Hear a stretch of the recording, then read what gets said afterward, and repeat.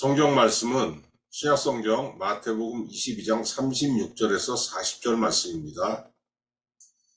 선생님, 율법 중에서 어느 계명이 크니까? 예수께서 이르시되 내 마음을 다하고 목숨을 다하고 뜻을 다하여 주 너의 하나님을 사랑하라 하셨으니 이것이 크고 첫째 되는 계명이요 둘째도 그와 같으니 내 이웃을 내 자신같이 사랑하라 하셨으니 이 두 계명이 온 율법과 선자의 강령이니라.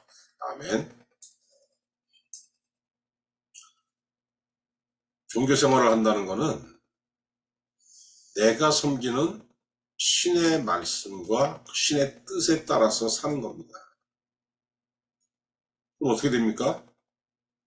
신의 말씀을 내 마음과 내 영에 담았더니 내 삶에는 신의 뜻에 따르는 삶이 나타나게 됩니다. 당연히 그렇겠죠. 하나님께서 이스라엘에게 10계명을 명하셨습니다. 그 10계명을 그 내용을 쭉 보면은 1항부터 4항까지는 하나님에 관한 것, 5항부터 10번째 항까지는 부모와 이웃에 관한 것들입니다. 이건 뭐 그냥 지켜야지 이래서 지켜지는 게 아니에요. 하나님의 말씀을 따라 살고 하나님의 영이신 성령이 내 안에 들어오시면은 이건 자연스럽게 지켜지는 것들입니다. 그런데 종교가 세력화되고 확산되면은 제도화가 됩니다. 그러면 신앙의 전문가들이 이제 나타나게 됩니다. 그래서 어떤 신앙의 본질, 이것도 중요하지만은 그 제도화가 되면은 법제화가 돼요. 그래서 나타나는 게 뭐냐면 계명과 율법이에요. 본질보다 계명과 율법이 중요해지게 됩니다. 신앙인들 중에 자기가 섬기는 신의 영, 신의 말씀을 마음에 담아두는 사람도 있지만은 그러지 못한 사람도 있습니다. 내가 신앙을 가졌는데 내가 섬기는 신, 내가 섬기는 하나님, 내가 섬기는 예수 그리스도의 말씀과 그 영이 내 안에 없어요. 그래도 교회는 다닙니다. 신앙을 가지고 있고. 그럼 내가 뭐를 바라보겠습니까? 하나님이 왜 나에게 그런 말씀을 하셨을까? 하나님이 원하시는 것이 무엇일까? 이걸 생각하지 않습니다. 계명과 율법에 집착하게 되는 거예요. 그리고 그 율법 조문을 지키면은 신앙을 다했다. 어떻게 됩니까? 그럼 하나님께서 우리에게 율법을 주셨을 때는 그 율법의 그 어떤 본질을 알면 거기에 하나님 뜻이 나타나는데 그걸 알 생각을 안 하는 겁니다. 껍데기만 알고 껍데기만 지키게 돼요. 그 사람 뭐죠? 껍데기 신앙인이 되는 겁니다. 예수께서 이 땅에 오셨을 때 유대인들에게 굴레 씌워진 것이 613가지의 계명이 있었습니다. 이거 율법이 아닙니다. 이거 율법이 아니고 구약 역사를 쭉 보면은 하나님의 율법을 무시하고 우상 숭배를 하고 하나님께서 하지 말라는 짓은 다 했으니까 망했다는 반성이 일어나요. 에스라서 느헤미야서에 보게 되면은. 그래서 우리가 율법을 지켜야 되겠다. 여기까지는 좋은데 그럼 율법을 어떻게 해야 지킬 수 있을까? 일단 범하지 말아야 되잖아요. 그래서 율법을 범하지 않게끔 율법의 둘레에 보호막과 울타리를 씌우는 거예요. 율법을 범하지 않으려면 이거 하지 말아야 되고 저거 하지 말아야 되고 그래서 하지 말아야 될 것들 그렇게 추려보니까 그게 613가지가 나오더라는 거예요. 이거는 율법이 아니고 장로들의 전통이라고 합니다. 마태복음 15장 2절에 보니까 주님의 제자들이 식사를 할 때 손을 씻지 않고 그냥 먹었습니다. 그러니까 주님을 쫓아다니던 바리새인들이 따지는 거예요. 당신의 제자들이 어찌하여 장로들의 전통을 범하나이까? 이렇게 주님께 따지고 있습니다. 그러니까 율법이 아닌데 마치 이게 율법보다 더 중요한 율법화가 된 겁니다. 근데 생각을 해보세요. 613가지라고 하는데 그걸 사람이 어떻게 다 지키겠습니까? 그 사람들도 그건 불가능한 줄 압니다. 그러니까 야, 그러면은 우리가 이거 어차피 다 지키지 못하니까 반드시 지켜야 될 것, 절대 범하면 안 되는 것들 우선순위를 한번 매겨보자 해가지고 쫙 매기는 거예요. 그런데 그러면 이 613가지 중에서 가장 으뜸이 뭘까? 여기에 의견이 일치가 안 되는 겁니다. 유대인의 그 율법 선생들, 유대인의 그 학자들 사이에서도 당연하죠. 마음속에 하나님의 영이 있고 마음속에 하나님의 뜻이 있으면은 그건 무슨 얘기하지 않아도 다 아는 거 아닙니까? 하나님 사랑, 이웃 사랑. 근데 그게 없어요. 마태복음 15장 8절에 예수님이 뭐라고 하시냐면은 이 백성이 입술로는 나를 공경하되 마음은 내게서 멀도다. 사람의 계명으로 교훈을 삼아 가르치니 나를 헛되이 경배하는도다. 이렇게 유대인들에게 비난을 하십니다. 왜 그것이 일치가 안 되냐는 거예요. 니들이 하나님을 모르고 하나님의 가르침도 모르고 하나님의 마음도 모르고 니들이 하나님의 말씀이라고 배우고 가르쳐왔던 모든 것들은 하나님의 말씀이 아니고 사람의 계명이라는 겁니다. 헛되이 경배한다고 하시잖아요. 그러니까 하나님의 뜻을 알면 하나님께서 뭘 원하시는지 알 수 있죠. 근데 하나님의 뜻을 모르니까 하나님의 영이 내 안에 없으니까 하나님의 말씀의 본질이 내 안에 없으니까 뭐가 중요한지 몰랐다는 거예요. 오늘 본문 말씀 어떤 율법사가 주님께 질문하는 그 말씀을 시작합니다. 그래서 주님께 이 질문을 하는 거예요. 율법 중에서 어느 계명이 크니까 자기들도 결론내지 못한 거. 그러니까 이 지혜로우신 예수라는 이 선생이 혹시 우리가 결론내지 못한 것에 대해서 정확하게 답을 주실까 궁금하기도 했고 경우에 따라서 전혀 이상한 엉뚱한 말씀을 하시면 이걸로 책 잡아가지고 비난하기 위해서 일석이조의 목적을 가지고 주님께 질문을 한 거예요. 예수님 뭐라고 하셨습니까? 37절에서 내 마음을 다하고 목숨을 다하고 뜻을 다하여 주 너의 하나님을 사랑하라. 이것이 크고 첫째 되는 계명이다. 이렇게 말씀하셨어요. 여러분 이 37절의 말씀은 구약 성경을 인용하신 겁니다. 신명기 6장 5절. 너는 마음을 다하고 뜻을 다하고 힘을 다하여 내 하나님 여호와를 사랑하라. 이걸 인용하신 거예요. 마음을 다하고 뜻을 다하고. 마음과 뜻은 어디 있는 겁니까? 내 안에 있는 거죠. 자, 그리고 힘을 다하라고 하셨어요. 힘을 다하라. 힘을 다하라? 이게 어떻게 하는 거지? 마음과 뜻으로 하나님을 사랑하는 건 네 안에 있는 건데 그것이 힘을 다하라. 그러면 그 사랑이 나타나야 되지 않겠니? 실천하라는 겁니다. 예배에 참석하되 껍데기만 가지 말고 네 마음을 가지고 가라는 겁니다. 요한복음 4장 24절 하나님의 영이시니 예배하는 자가 영과 진리로 예배할지니라. 개역 성경에서는 하나님의 영이시니 예배하는 자가 신령과 진정으로 예배할지어다. 이렇게 말씀하셨잖아요. 이게 너무 웃기는 게 뭐냐면은 당시 유대인들이 예배를 모일 때 이 신명기 6장 5절 너는 마음을 다하고 뜻을 다하고 힘을 다하여 내 하나님 여호와를 사랑하라 이 말씀을 공적인 신앙 고백으로 이제 삼았다는 거예요. 지금 우리가 이제 뭐 사도신경으로 신앙 고백 하듯이. 자, 이걸 예배에 모일 때마다 이걸로 신앙 고백을 하면서도 어떤 말씀이 가장 중요한지 자기들이 결정을 못 했다는 겁니다. 이게 얼마나 웃기는 겁니까? 그만큼 그 사람들의 신앙이 형식적이었다는 거예요.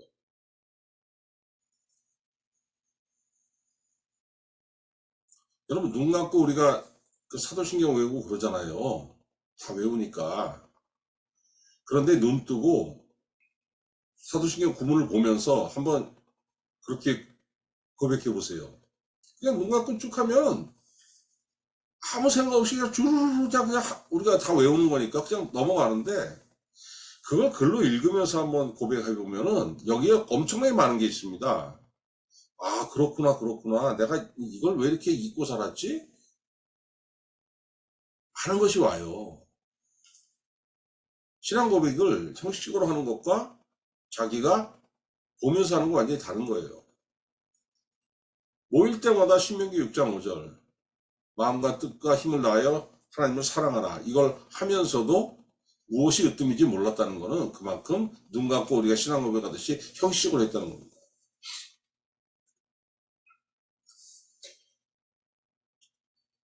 교회 다니다 보면 이런 질문 많이 받죠. 많이는 아니겠습니다만 가끔 받는 게 뭐냐면은, 하나님 사랑하십니까? 이 질문들을 가끔 받을 때가 있어요. 자, 100명 중에 100명, 예외로 한 명 빠진다고 해도 100명 중에 100명이나 99명은 아멘하고 대답하죠. 그리고 예배와 모임에 열심을 내는 사람들이 참 많습니다. 근데 여러분 한번 생각해 보세요. 과연 그렇게 모이는 사람들이 다 하나님을 사랑하는 사람들일까?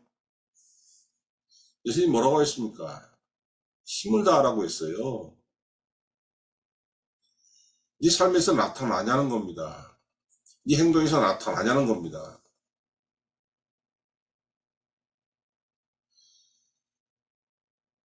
이거 어떻게 나타내야 되지? 그걸 나타내는 게 으뜸 계명 다음에, 으뜸 계명은 하나님을 사랑하는 거였고 다음 계명이라는 거예요. 두 번째 계명이라는 거죠. 중요도로 따지면 이게 뭐냐면은, 예수님이 39절에 말씀하시잖아요. 둘째도 그와 같으니 내 이웃을 내 자식같이 사랑하라. 39절. 하나님을 사랑하는 것이 네 마음과 네 뜻에 있으면은 힘을 다해서 사랑해야 되는데, 그 나타내라는 거죠. 그게 어떻게 나타나느냐? 이웃을 내 몸과 같이 사랑하라. 너 자신을 사랑하듯이 사랑하라. 이걸로 나타나야 된다는 거예요.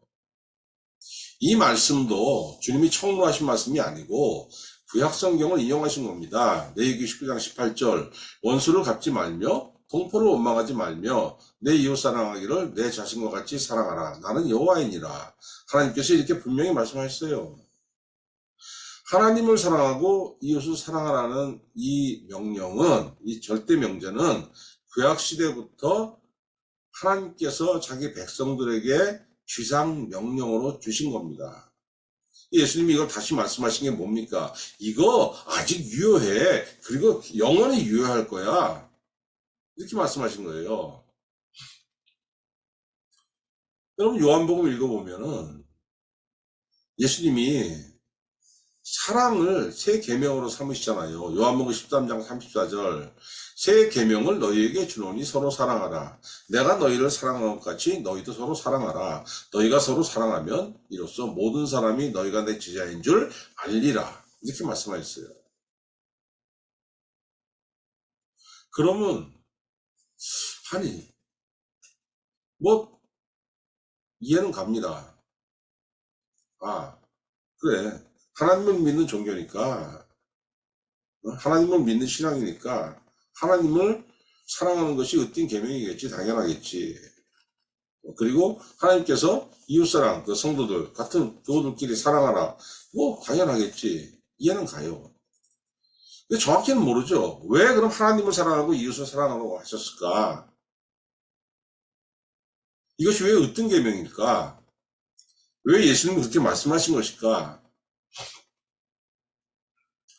그 이유는요, 하나님을 마음과 뜻으로 사랑하고 하나님을 사랑하는 것을 힘으로 나타내는 것, 곧 실천으로 나타내서 이웃을 사랑하게 되면은 이것이 뭐냐면은 율법을 다 이루는 것이기 때문입니다. 로마서 13장 9절에 뭐라고 했었냐면은 간음하지 말라, 살인하지 말라, 도둑질하지 말라, 탐내지 말라 한 것과 그 외에 다른 계명이 있을지라도 내 이웃을 내 자신과 같이 사랑하라 하신 그 말씀 가운데 다 들었느니라. 아, 십계명에 주신 말씀들이 다 사랑하라는 말씀 하나로 요약이 된다는 거예요. 사랑은 이웃에게 악을 행하지 아니하나니 그러므로 사랑은 율법의 완성이니라. 하나님을 사랑하고 그 줄기를 따라서 이웃의 사랑을 실천하게 되면은 그 사람은 율법이 요구하는 것을 완성하게 된다는 겁니다. 율법을 대체 어떻게 지킬 수 있을까? 참 궁금하지 않습니까? 아니, 지킬 수 없는 걸 왜 지키라고 이렇게 주셨냔 말이에요. 근데 주님이 해답을 주시잖아요. 그거 지킬 수 없는 게 아니야. 그 조문을 하나하나 들어가면서 하는 건 그건 길이 없는데, 너 한번 사랑해봐. 하나님 사랑하십니까? 물어보면 아멘 하잖아. 그럼 네가 마음과 뜻으로 하나님 사랑한다는 걸 인정하는 것이고, 그럼 사랑이 정말로 있으면은 그 사랑이 흘러나와서 네 이웃에게 악을 행치 아니하고 네 이웃에게 사랑을 베풀어야 되고, 그럼 다 되는 거야. 이렇게 말씀하셨잖아요. 근데 여러분, 이 말씀 참 부담스럽죠. 에이, 구원 받으려고 무슨 교회 다니는 거지. 아니, 내가 무슨 슈바이처 박사나 무슨 마더 테레사 수녀처럼 무슨 내가 그러려고 교회 다니는 거. 나는 그런 인정은 못 됩니다. 하나님, 저한테 그러지 마세요. 막 이런 말을 하고 싶잖아요. 다 그렇죠. 미운 사람 어떻게 사랑합니까? 좋아하는 자를 사랑하고 미운 놈 미워하는 거. 인간의 본능입니다. 그런데 신앙은 본능을 넘어가는 거예요. 그 본능대로 가면 그 신앙입니까? 그건 아니잖아요. 주님이 말씀하셨잖아요. 마태복음 5장 46절에서 너희가 너희를 사랑하는 자를 사랑하면 무슨 상이 있으리요? 세리도 이같이 아니하느냐? 니들이 그냥 비웃고 아우 저기 무슨 인간 같지 않은 저런 게 있어. 이런 사람도 그건 다 한다는 겁니다. 좋아하는 자끼리 좋아하고 좋아하는 자를 사랑하고.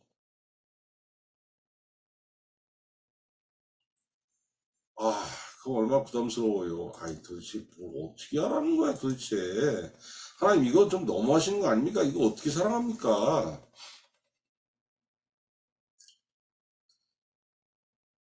왜 미운 자를 사랑하지 못할까요?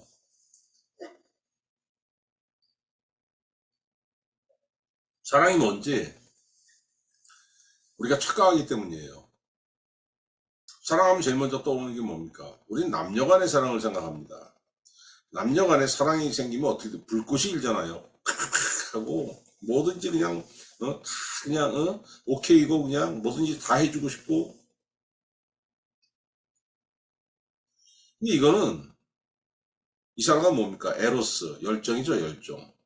상호 간에 주고받는 겁니다. 나도 너 사랑하고 너도 나 사랑하고. 부모와 자녀 간의 사랑. 이건 뭐예요? 본능이죠, 이거는. 내 새끼 남의 새끼 있으면은 남의 새끼를 내 새끼만큼 사랑합니까? 아니잖아요. 완전히 다르죠. 왜? 본능이니까. 그럼 하나님을 사랑하는 것, 이게 뭐예요? 하나님을 사랑하는 거는 우리는 하나님을 절대로 먼저 사랑할 수가 없는 거예요. 보이지 않는 하나님을 어떻게 사랑합니까? 은혜 받았더니 어떻게 됩니까? 은혜 자체가 벌써 하나님께서 나에게 주시는 거죠. 하나님께서 나에게 베풀어 주신 것, 신앙생활 하면서 은혜 받았더니 이것이 베풀어 주시는 것이 생기게 되는데, 이게 정말 이게 사람이 생각하지 못할 정도로 하나님께서 베풀어 주시는 것이 엄청 큰 거예요. 겪어본 사람들은 알죠. 근데 이건 어떤 겁니까? 상호간에 이게 아니에요. 은혜는 일방적으로 받는 거잖아요. 내가 하나님 나 주셨으니까 나도 드릴게요. 이럴 수 있습니까? 그런 건 없어요. 일방적으로 받는 것이고 그 받는 은혜가 너무너무 좋기 때문에 나도 하나님을 사랑한다고 착각할 수 있습니다. 근데 이건 여러분 뭐냐면은 하나님께서 나를 사랑해 주신 거에 대한 반응이에요.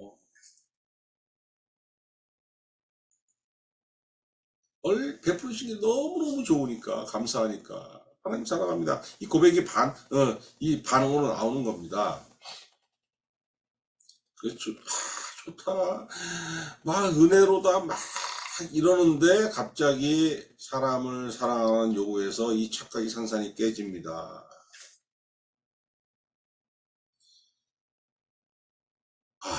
여러분 이웃을 사랑하지 못하는 사람은 뭐라고 했습니까? 요한일서 4장 20절.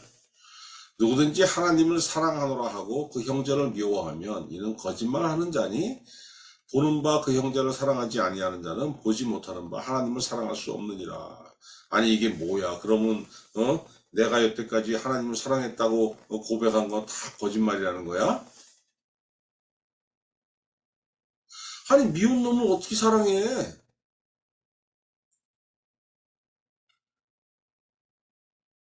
우리 뭐 죄 때문에 거의 망할 뻔했어. 그거 어떻게 사랑하라고? 근데 죄를 사랑 못하면 하나님 사랑이 거짓이라고?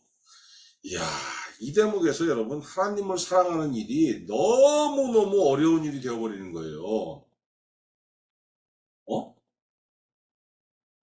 정말 그런 건가? 내가 잘못 알고 있거나 아니면 하나님을 사랑하는 것이 너무 어려운 일이든가 둘 중에 하나겠죠. 하나님을 사랑하는 것이 너무너무 어려운 일이면은 이거는 아니죠. 그렇게 어려운 일을 하나님께서 왜 요구하셨겠습니까? 신명기 6장 5절 구약성경에서부터 왜 요구하셨겠어요? 할 수 있으니까 요구하신 거예요.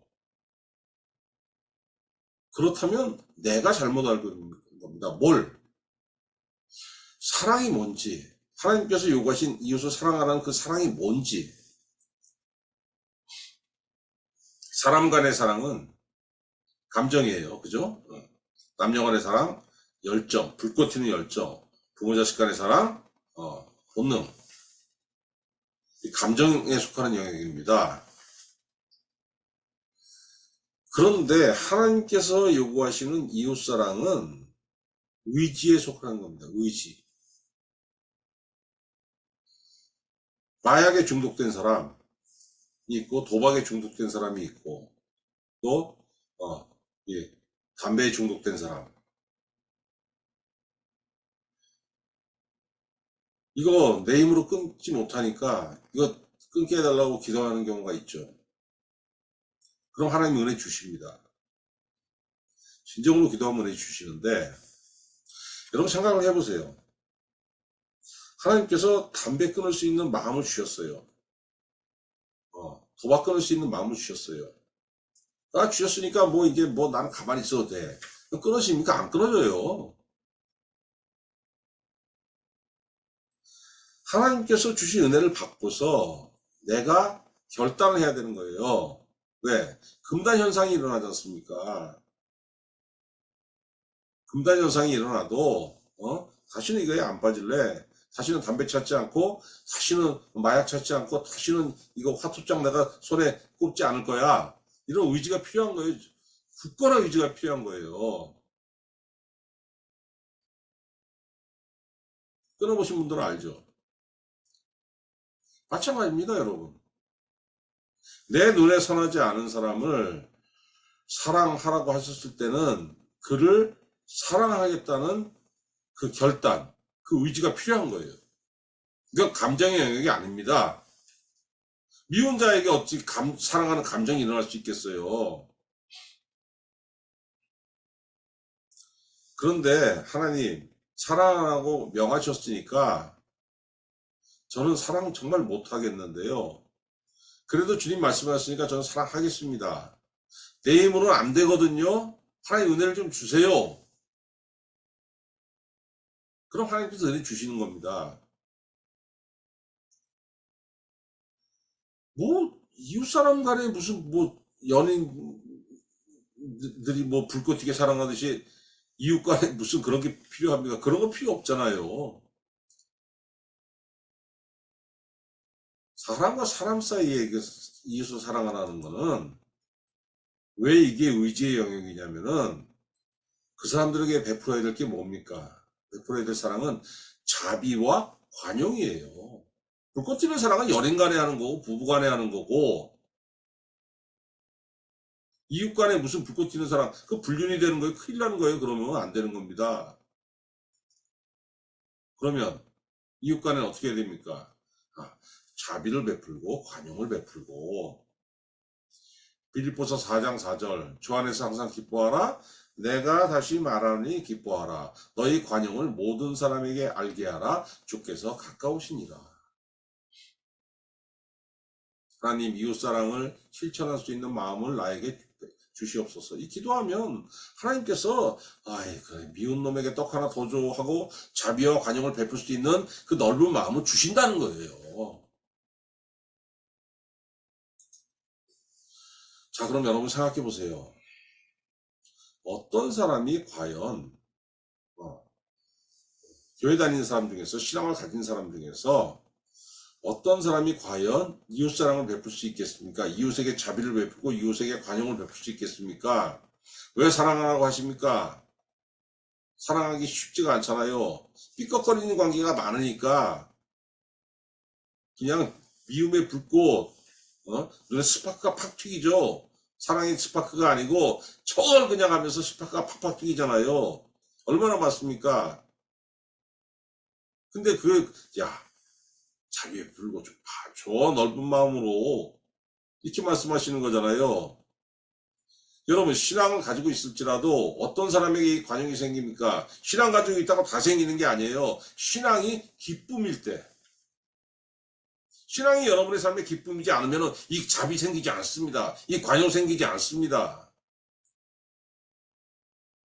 여러분이 예수 믿고 예수님이 나의 구원이 되시고 예수님이 나의 은혜가 되시고 예수님 때문에 내 악이 제거되고 예수님 때문에 나를 짓눌렀던 이 악의 무게가 다 날아가서 나는 홀가분하고 나는 하늘을 나는 것 같아. 내 마음의 기쁨이야. 이게 있을 때 이 관용과 자비가 생기는 거예요. 그러면은 언제 이 사랑하는 마음이 생기겠습니까? 사람으로서 못하죠. 성령이 여러분의 마음속에 역사하셔야 되는 거예요. 성령이 역사하실 때 기쁨이 있습니다. 그러면 성령 언제 역사하십니까? 기도할 때 역사하시죠. 기도 이외에는 성령이 역사하시지 않습니다. 그러니까 여러분 그 사랑 그러니까 자비와 관용은 기도하는 자의 몫이에요. 기도하는 자가 하나님을 사랑할 수 있고 기도하는 자가 하나님께서 명하신 이웃을 사랑할 수 있어요. 그에게 자비를 베풀고 관용을 베풀 수 있는 겁니다. 데살로니가전서 5장 16절 항상 기뻐하라 쉬지 말고 기도하라 범사에 감사하라 이것이 그리스도 예수 안에서 너희를 향하신 하나님의 뜻이니라. 기도하는 자가 항상 기뻐하고 범사에 감사하면서 이웃을 너그럽게 대할 수 있습니다. 여러분 기도하면 성령이 역사하시죠? 성령이 계속 역사하시다 보면 성령의 9가지 열매가 맺혀 있잖아요. 갈라디아 5장 22절 성령의 열매는 제일 첫째로 사랑이잖아요. 그래갖고 화평과 이 사람이 자기에게 잘못한 사람 자기가 삐걱대는 사람에게 자비의 마음을 가질 수 있고 관용의 마음을 가질 수 있고 그 가진 마음을 따라서 그렇게 베풀 수가 있는 겁니다, 여러분.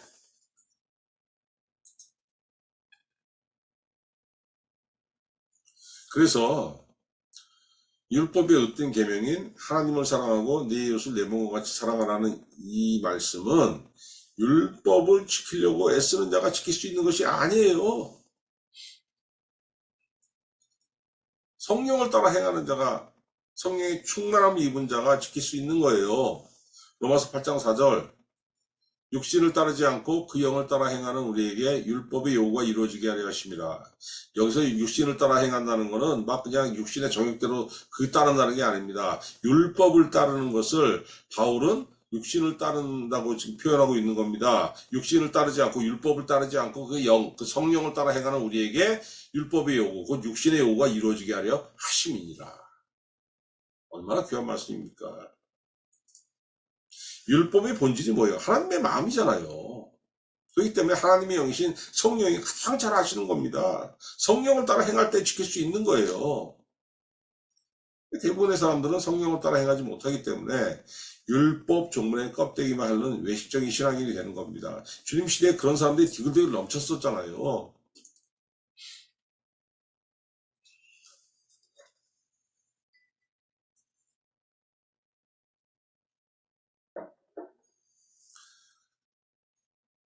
으뜸 계명을 지킬 때 과연 유익이 무엇일까? 여러분, 자비와 관용이 없는 사람들, 이웃사랑이 없는 사람들은 참 까탈스럽습니다. 늘 남을 판단하고 비판합니다. 잘 사는 사람 보셨습니까? 그런 사람들? 입만 열었다 하면 그 남한테 절대 좋은 얘기 안 하는 사람들이 널렸습니다. 그렇게 살면은 상응하는 대가를 내 삶에 받는 거예요. 시편 109편 17절. 그가 저주하기를 좋아하더니 그것이 자기에게 임하고 축복하기를 기뻐하지 아니하더니 복이 그를 멀리 떠났으며 또 저주하기를 옷 입듯 하더니 저주가 물같이 그의 몸속으로 들어가며 기름같이 그의 뼛속으로 들어갔나이다. 저주가 그에게는 입누룩 같고 항상 뛰는 띠와 같게 하소서. 여러분, 으스시하죠? 이 말씀 들으면은. 으뜸 계명, 하나님 사랑하고 이웃을 사랑하라. 이 말씀을 무시하고 살았더니 그냥 입에서 나오는 대로 그냥 눈에 보이는 것 다 꼬투리 잡고 했더니 어떻게 됩니까? 복이 나에게서 멀리 떠나갔다는 거예요. 내가 그 사람 저주한 거 그게 내 삶에 들어왔다는 거예요. 그 삶의 형편이 어떻겠습니까? 마태복음 7장 2절 주님이 뭐라고 했습니까? 너희가 비판하는 그 비판으로 너희가 비판을 받을 것이요 너희가 헤아리는 그 헤아림으로 너희가 헤아림을 받을 것이니라. 으시시하죠. 이 사람들의 머리에는 항상 뭐가 있습니까? 하나님의 판단이 있어요. 이 판단이라는 게 뭔지 아세요? 비판. 어쭈구리. 너 이거 잘못했네 이것도. 제대로 안 했네. 죄 지었네. 내가 항상 저 사람 아이고 저거 졌다고 그래. 아이고. 나는 습관적으로 그러는데 하나님이 하늘에서 나를 바라보시면서 어쭈구리 이게 하나하나 체크한다고 생각해 보세요, 여러분. 머리털 쭈뼛쭈뼛 쓰잖아요. 천국 가겠습니까? 천국 가기 전에 그 삶 자체가 이 지상에서 삶도 그냥 패배 꼬이는 거예요, 꽈배기처럼. 뭐가 되겠습니까, 그런 사람들이. 그러니까 삶에는 어떻습니까? 늘 적이에요. 늘 그냥 꼬인 관계. 얼마나 피곤하고 얼마나 힘듭니까? 그런데 성령의 충만함을 입고서 율법의 요구, 곧 하나님을 사랑하고 하나님을 사랑한 만큼 이웃을 내 몸과 같이 사랑하라. 자비와 관용을 베푸는 거. 이런 사람들의 삶은 어떻겠습니까? 베드로전서 4장 8절 말씀, 아주 중요한 말씀입니다. 무엇보다도 뜨겁게 서로 사랑할지니 사랑은 허다한 죄를 덮느니라. 친구 많은 사람들, 친구 없는 사람들, 중요한 차이가 뭔지 아세요? 사람들은 까칠한 사람 싫어합니다. 왜? 까칠한 사람은 그냥 툭하면 까거든. 너 그때 그랬잖아. 너 뭐 했잖아. 싫죠. 그 사람 옆에 사람이 안 붙습니다. 친구 많은 사람들 특징이 뭐예요? 아, 그래, 괜찮아, 괜찮아. 웬만한 거 어깨 툭툭 쳐주면서 허물 들춰내지 않아요. 오히려 그냥 내가 그냥 막 허물도 많고 막 이래가지고 그냥 내가 뭐 별 볼 일 없다는 걸 내가 압니다. 근데 저 친구와 같이 있으면 저 친구는 그런 걸 보는 게 아니고 항상 나에게 용기를 주고 나에게 자신감을 줘. 그럼 어떻습니까? 그 사람한테 다 간 거예요. 친구가 생기고 따르는 자들이 있죠. 사랑하게 되면은. 여러분, 이 인생이 얼마나 큰 힘입니까? 하나님만 나와 가까이 계시는 게 아니고 하나님을 사랑하고 그 결과로서 이웃에게 자비와 관용을 베풀었더니 사람들도 나를 따르더라는 거예요. 내 옆에 항상 있더라는 거예요.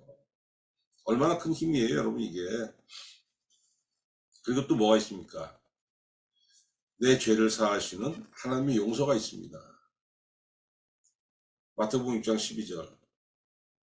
우리가 우리에게 죄 지은 자를 사하여 준 것 같이 우리 죄를 사하여 주시옵고.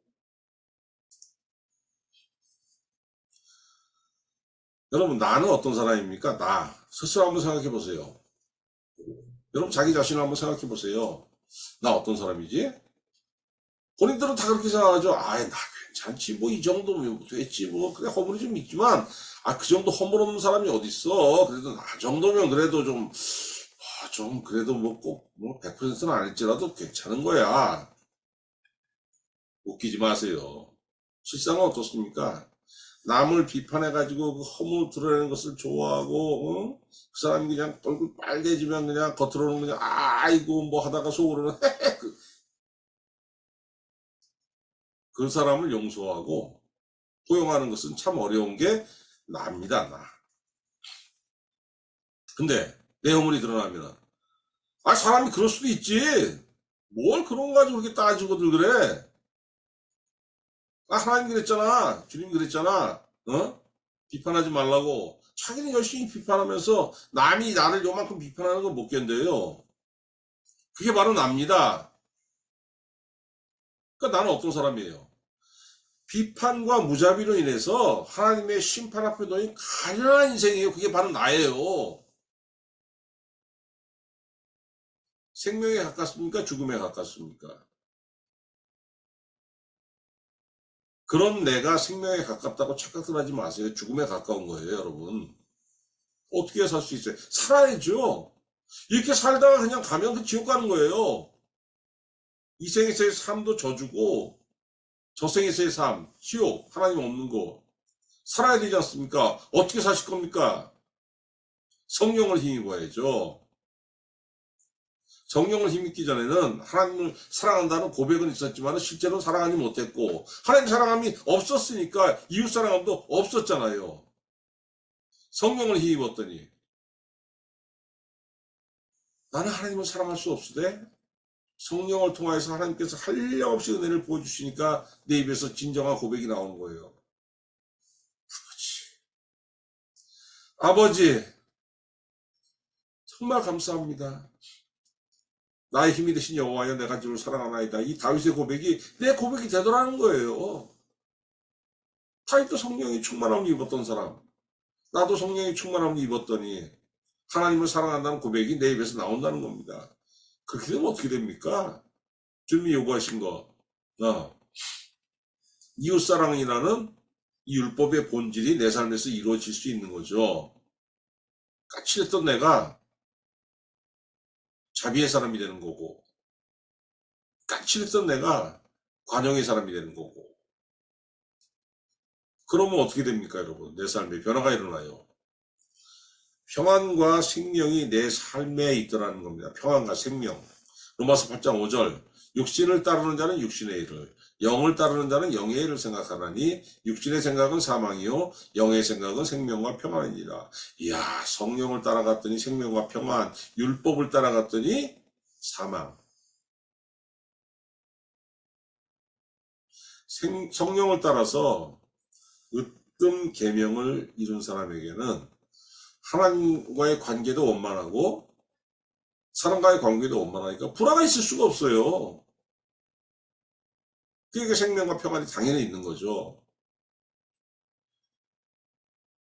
예수 믿고 구원받은 여러분, 여러분의 삶에 하나님을 사랑하는 그 사랑이 있고 그 사랑을 따라서 여러분 주변의 모든 사람에게 관용과 자비를 베푸는 삶이 이루어짐으로 인해서 생명과 평안이 여러분의 삶에 늘 충만한 삶이 되시기를 우리 구주 예수 그리스도의 이름으로 축원합니다. 기도하겠습니다. 하나님 아버지, 하나님을 사랑하고 이웃을 사랑하는 이 말씀 반드시 지켜줘야 되는 말씀이지만은 내 힘으로는 지킬 수 없고 내 힘으로는 도저히 넘볼 수 없는 말씀이었습니다. 그러나 우리가 하나님의 성령을 힘입어서 그 성령 충만함을 힘입을 때 하나님을 사랑할 수 있고 하나님을 사랑하는 그 사랑이 있을 때 그 사랑이 밖으로 흘러넘쳐서 내 이웃을 사랑할 수 있다고 주님께서 말씀하셨사오매 아버지 하나님의 우리 성도들 기도하게 하시고 기도할 때 성령의 충만함을 있게 하시고 성령의 충만함을 통하여서 진정으로 하나님을 사랑하고 네 이웃에게 자비와 관용을 베품으로 인해 가지고 생명과 평안에 거하는 귀한 삶을 살 수 있도록 우리에게 은혜를 넘치도록 충만하게 채워 주시옵소서. 감사드리옵고 우리 구주 예수 그리스도의 이름으로 기도하옵나이다. 아멘.